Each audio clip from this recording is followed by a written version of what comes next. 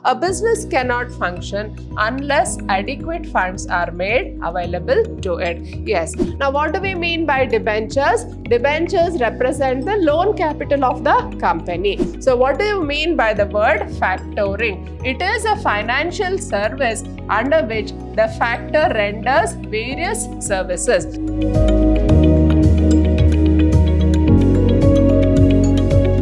Hello everyone, I am Purnima, faculty in the Department of Commerce, Vidhyaashram Pre-University College, Temple of Excellence.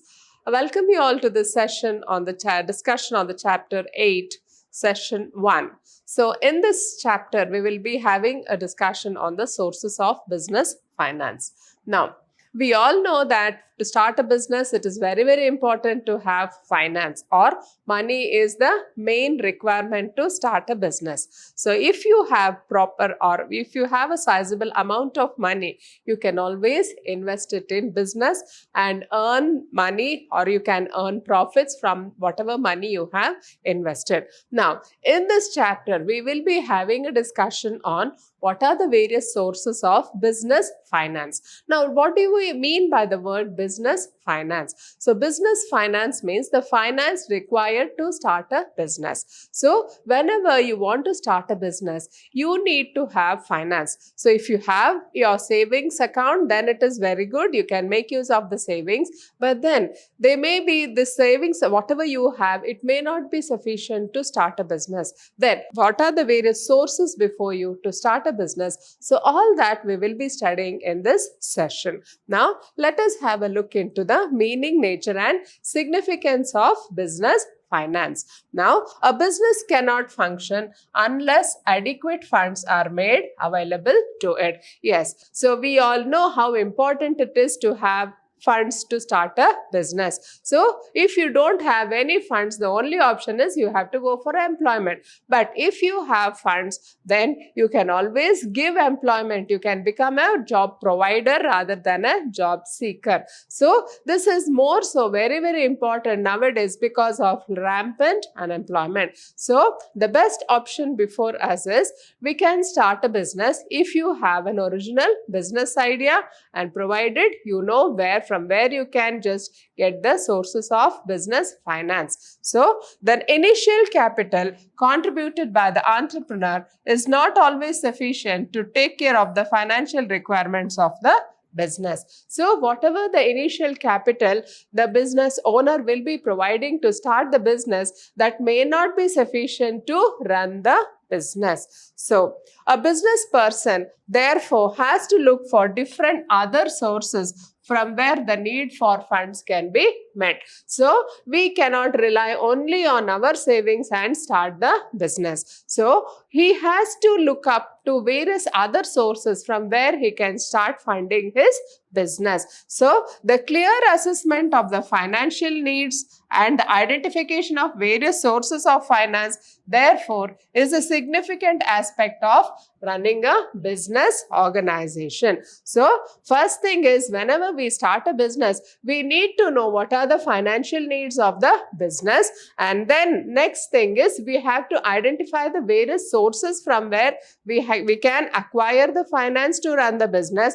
And also, so this is one very significant aspect of running a business. So, business does not necessarily mean that you just do the trading and just keep quiet by enjoying the profits. So, it also means you have to plan for the future. You have to think about how to expand your business. So, when you have plans to expand your business, then you have to look up for the various sources of funds through which the business can be expanded. And through this, you will be also having an estimation of what is the future requirement of money you may need. So, all these things you have to think in advance so that you can start expanding your business. Now, let us look into the various categories for which we need this business finance. The financial needs of a business can be categorized as fixed capital requirements and working capital requirements. Now, what do we mean by this fixed capital requirements? Now, the fixed capital requirements means the money required to buy the fixed assets of the organization. So, we all know that the assets of the organization organization can be classified as the fixed assets and the current assets. Now, what all those things come under fixed assets? So it comes land and building, plant and machinery, furniture and fixtures, etc. So all of these are categorized as fixed assets, and then we also have the current assets like the stock in trade, we also have the investments, we also have the cash, bill receivable, debtors. So they all come under the current assets. So we have the fixed assets and the current assets. Now, in the fixed capital requirement, so we need money to start the business. So what is the major expenditure to start the business? You have to acquire the fixed assets for the business. Now, first thing is you need the land and building, then you have to plan for the plant and machinery if it is a manufacturing sector, then you have to plan for the furniture and fixtures, etc.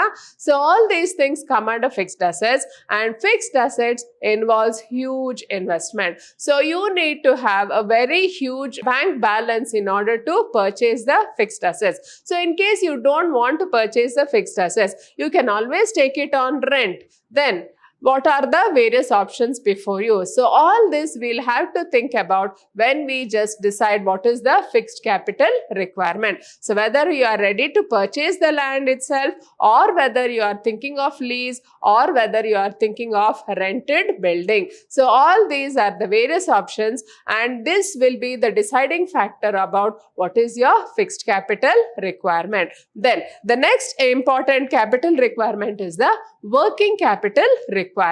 Now, only the fixed with the help of the fixed capital only we cannot run an organization. The organization is run on a day-to-day basis. So whatever the money we need to run the organization on a day-to-day basis, that we call it as the working capital. Or working capital is the difference between current assets minus current liabilities. So we get the working capital. Now, the working capital, in the working capital requirements, we need money to buy the stock of materials, we need money to buy the recurring expenses of the organization. Now, what are the recurring expenses of the organization? So it may be the salary paid to the employees, the wages paid to the laborers, it may be the power bill you have to pay, and there are various other bills which have to be paid by the organization on a monthly basis, or on a weekly basis, or on a daily basis. So all these things, they are funded by the working capital. So depending on the size of the business and depending on the nature of the business, we have to decide what is the working capital requirement. So we have two types of requirements here.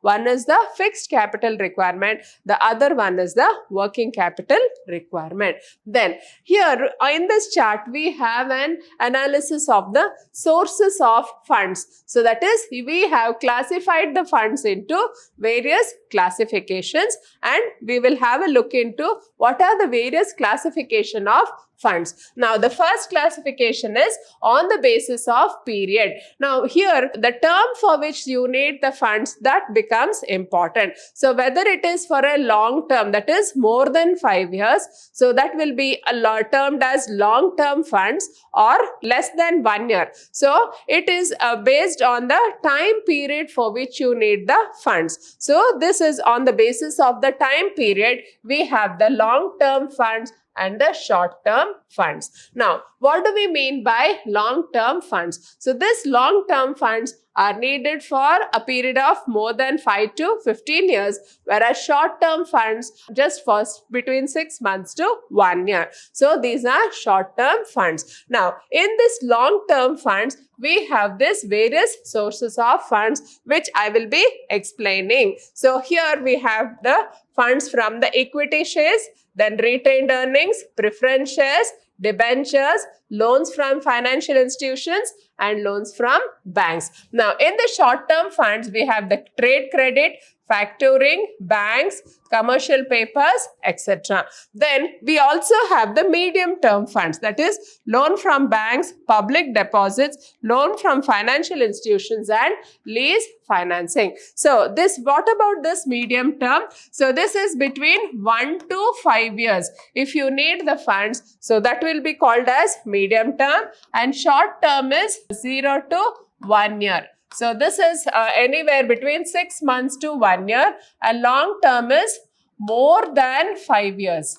So this will be long-term funds. Now, on the basis of ownership, we can classify the finances as owners' funds and borrowed funds. Now, what do I mean by owners' funds? So, owners' funds refers to the funds of the shareholders of the organization. So, they are also called as the owners' funds. Now, we all know that the equity shareholders are the original owners of the business, and whatever funds they contribute to the organization, they will be called as the owners funds. And the next important thing here is the retained earnings. Now, what do we mean by retained earnings? It is nothing but the profits retained in the business. So whenever the business makes huge profits, a part of the profits will be retained by the company, and this, whatever you have retained by the company, it will be just used by the company for its expansion plans. So that a fund which we retain in the organization, that is called as retained earnings. Next is the borrowed funds. So in the borrowed funds, we have the first one, that is the debentures. Now, what do we mean by debentures? Debentures represent the loan capital of the company. Now, these debentures or loan from banks, loan from financial institutions, public deposits, lease financing, and commercial papers. So they all comprise the borrowed funds. Now, on the basis of source of generation, that is whether you are generating the funds internally or you are generating funds from external sources, on that basis we have two types. Again, here we have the equity shares and the retained earnings, and based on the external sources, again we have financial institutions, loan from banks, preference shares, public deposits, debentures, lease financing, commercial papers, trade credit, and factoring. So here we can have a picture of the various sources of funds, that is based on various classifications. Now, let us look into the various sources of funds. In this, the first source is retained earnings. Now, what do we mean by retained earnings? A company generally does not distribute all its earnings amongst the shareholders as dividends. A portion of the net earnings may be retained in the business for use in the future. Now, we know that the company, whenever the company makes profits, the profit will not be entirely distributed to the shareholders. A part of the profit will be retained with the company. So this coppers or this reserve which is retained within the company, that we call it as retained earnings. So this retained earnings is an important source of finance for the business. So it all depends on the dividend policy of the company. So the entire profits may not be shared as dividend among the shareholders, and a part of it which is retained by the company, it will be used by the company for the future plans of the company. So retained earnings, I hope you have all understood the meaning of this retained earnings. Now, let us look into what are the merits of retained earnings. So retained earnings is a permanent source of funds available to an organization. So we all know that whenever the organization is run efficiently, it is bound to make profits, and a part of the profit which is set aside will be a permanent source of fund for the organization. So it does not involve any explicit cost in the form of interest, dividend, or flotation cost. So we know that whatever the profits of the company, so we will be just setting aside a part of the profits, and as such this kind of money which the company sets aside as retained earnings,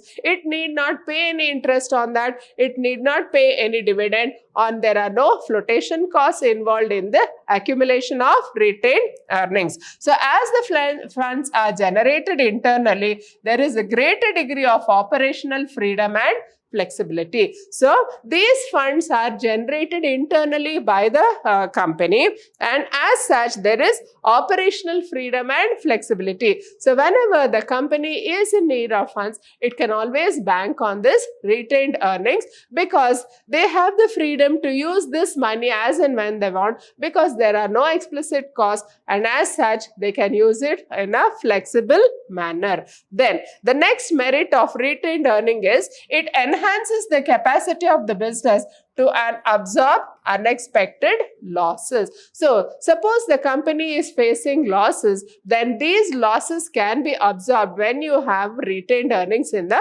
company. But then if you don't have any retained earnings, then these losses will have to be borne by the company itself. Then the next merit is it may lead to increase in the market price of the equity shares of a company. So if a company has a sufficient amount of retained earnings, then that will be an attractive position for the company. So the people who are interested in investing in the company, when they see that the company has a sizable amount of retained earnings, so it may just increase the share prices of that particular company. So this is a boosting factor for the company. Then let us have a look into what are the limitations of retained earnings. So the limitations are excessive plowing back may cause dissatisfaction amongst the shareholders, as they would get lower dividends. Now, the first limitation of retained earnings is, so this is a part of the profit which we would have paid to the shareholders that we are holding back. So the shareholders will be dissatisfied. So when every time the company is holding back the profit and just distributing a small amount of the profit to the shareholders, they will naturally feel dissatisfied, because they will be getting a poor return on their investment. So they will be dissatisfied, as they would get lower dividends. Then the next limitation of retained earning is it is an uncertain source of funds, as the profits of the business are fluctuating. So very important point to be noted here. See, where the profits will not be the same every year. So this year if you are having 200 crores, the next year you may have just 50 crores. So when there is a wide fluctuation in the profits earned by the company, then the retained earnings also will be fluctuating in the same way. So this is an uncertain source of funds. So it is basically dependent on the profits earned by the company, and hence we can call it as an uncertain source of funds. The opportunity cost associated with these funds is not recognized by many firms. This may lead to suboptimal use of funds. The opportunity cost associated with these funds is not recognized by many firms. Now, what do we mean by opportunity cost? The opportunity cost of using these funds means, suppose we had invested these retained earnings elsewhere, so they would have earned more returns on these retained earnings. So this is what we mean by the opportunity cost. So that may be not recognized by the company, as a result of which there is no optimum use of these funds. So this is one of the limitations of retained earnings. Then the next important source of fund is trade credit. Now, what do we mean by trade credit? It is nothing but the creditors of the company. So whenever we write a balance sheet of any organization, there is a word creditors on the liability side. Now, who are these creditors? These creditors are the suppliers of raw materials, or they are the creditors of our company. They supply the goods to our company on a credit basis. So they are an important source of fund for the organization. Now, let us look into what is the meaning of the word trade credit. Trade credit is the credit extended by one trader to another for the purchase of goods and services. So, whenever we buy goods in bulk from one of our suppliers, so he may give us some time to make the payment. So, it may be around 2 months or 3 months or 6 months. So, depending on the agreement between the two traders, so we have this trade credit. So, it is the credit extended by one trader to another for the purchase of goods and services. Then, the trade credit facilitates the purchase purchase of supplies without immediate payment. So we need not make the payment immediately. So as and when the goods are sold, we can make the payment to the supplier. So this is one kind of a financial arrangement between two traders who are in the same business. And this is something which is more cooperating with each of the traders. Then let us have a look into what are the merits of this trade credit. So trade credit is a convenient and continuous source of funds. So we all know that as long as the business is running, so we need to get the trade credit from our suppliers. So we should recognize it as a convenient and it is a continuous source of funds. So as long as we run the business, we will be buying from that particular supplier and he will be extending us credit. Then the trade credit may be readily available in case the credit worthiness of the customers is known to the seller. So this kind of trade credit is available whenever the seller knows the customer very well. So he knows that this customer is a genuine customer. He will honor all his promises and hence he will give the loans to these customers. Then trade credit needs to promote the sales of an organization. So this trade credit is an essential part of the business, we can tell. Why? Because if a person is ready to give credit to the customers, then he will have more customers and it is an important aspect to promote the organization. Then the next merit of trade credit is if an organization wants to increase its inventory level in order to meet expected rise in the sales volume in the near future, it may use trade credit to finance the same. Now, suppose an organization is doing some seasonal business. So, for example, during the start of the school, commencement of the schools and colleges, there will be a mad rush to buy the books, bags, then stationery, then we have the raincoats, umbrellas, etc.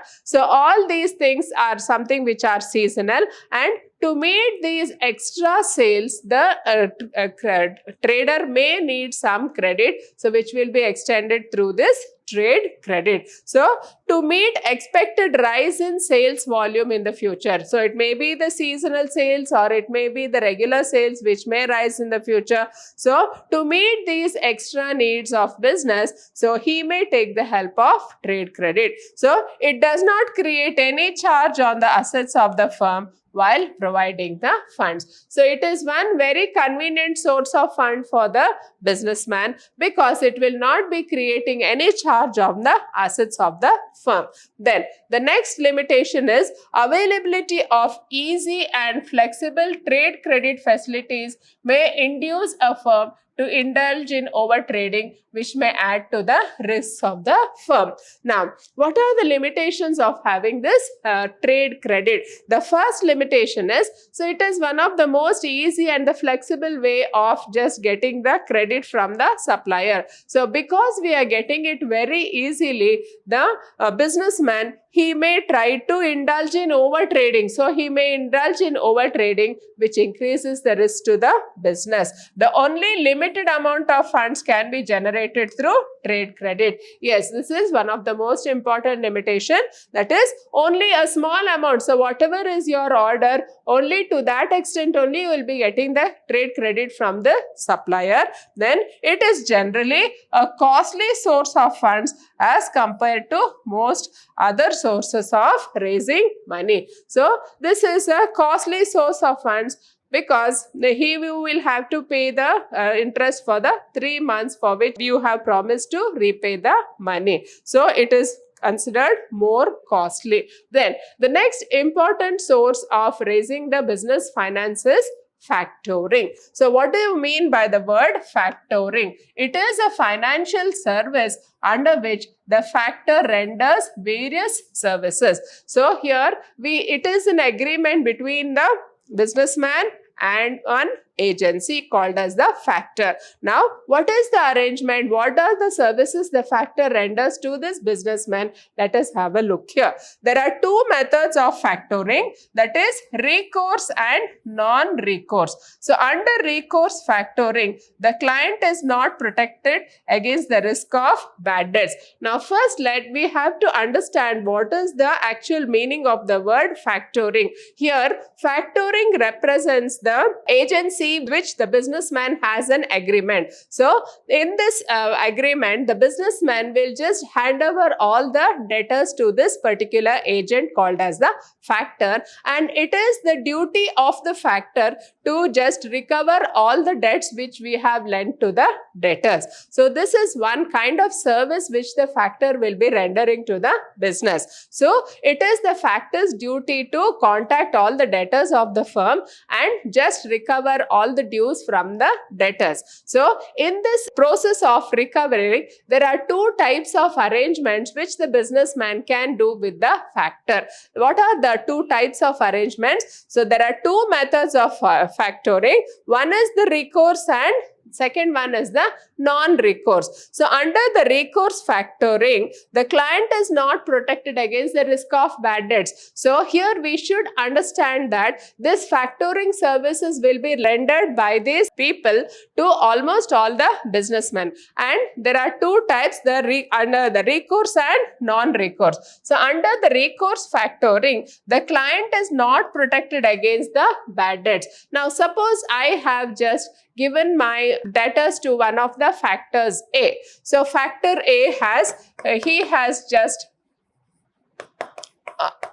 taken away all my debtors, and now it is his duty to collect all the money from my debtors. So, whatever the debtors have to pay me, they will be paying to the factor A. Now, suppose one of the debtors is bad and he is not in a position to pay the money, then I will have to bear that bad debts. So, this is an arrangement between the business organization and the factor, and I will be just selling my debtors. So, suppose I have debtors worth rupees 1 lakh.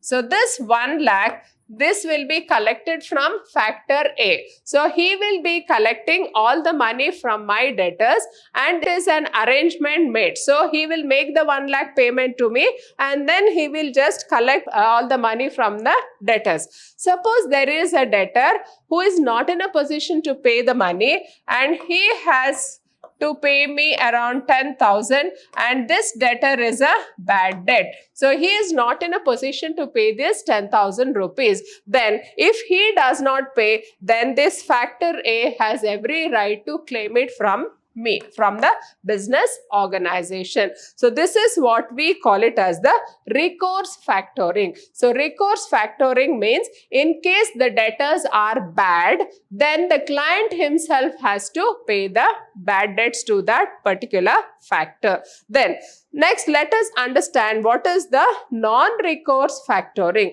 So, the factor assumes the entire credit risk under the non-recourse factoring. That is, the full amount of invoice is paid to the client in the event of the debt becoming bad.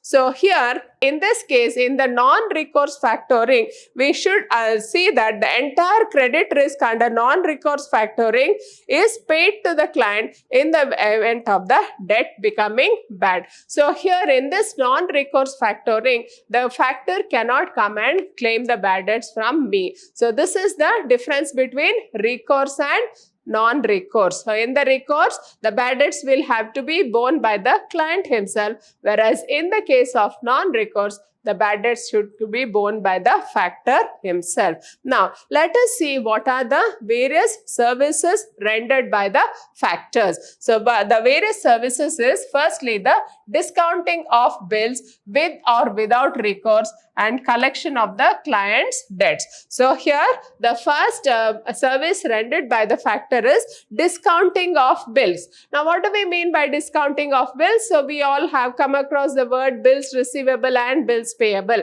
Now these bills receivable and bills payable, they will be paid after the fixed period of time of the bill. Now in this way, this discounting of bills we have to get it done by the bank, but in case we have a factor, so he will be discounting our bills. Now under this, the receivables on account of the sales of goods or services are sold to the factor at a certain discount. So we can always get our bills discounted through these factors. Then the second service is provided by the factor is providing information about the credit worthiness of the prospective clients, etc. The factors hold large amounts of information about the trading histories of the firm. The second important service given by the factor is they will be giving us information about the various customers. So what is their credit worthiness? What is their trading history? So all this information they would have collected, and based on that they will be doing this factoring business. Then let us have a look into the merits and demerits of this factoring business. So the merits of factoring are, first one is obtaining funds through factoring is cheaper than financing through other means such as bank credit. So we have a huge amount of debtors who have to repay us the money. So what we can do is we can just sell these debtors to the factor who will be providing us the money immediately. So this is much cheaper than going in for a bank loan. Then second one is with cash flow accelerated by factoring, the client is able to meet his or her liabilities promptly as and when they arise. So the second important merit is with the help of these factors, we can know that the cash flow is accelerated. So as and when the debtors come, we can always hand them over to the factors, and in this way the cash flow will be continuous into the organization, and in this way the client can meet all his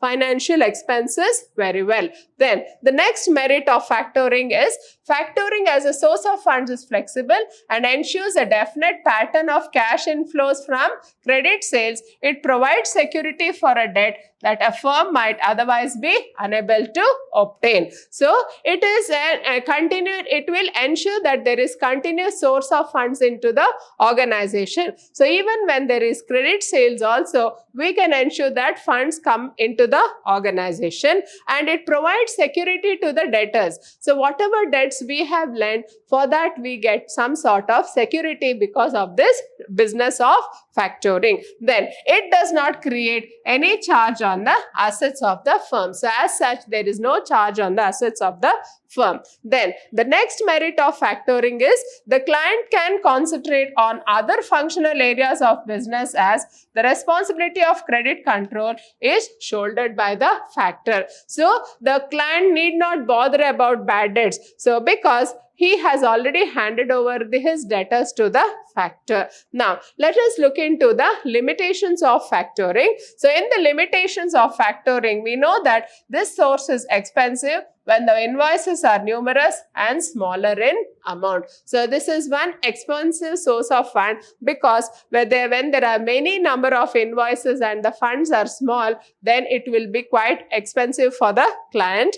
Then second one is the advance finance provided by the factor firm is generally available at a higher interest cost than the usual rate of interest. So the factor will be giving us the money in advance. So whatever the interest he has charged, it will be more than what we will be charging from our debtors. So in the long run, it will be expensive for the company, and the factor is a third party to the customer who may not feel comfortable while dealing with it. So suppose you are giving away all your details of your debtors to the factor, and the factor goes to collect the money. The customer may not like it because he may not want to reveal all his financial position to these factors, and he is not comfortable with this arrangement. So these are the various limitations of this factoring. Hope you have all understood this sources of business finance.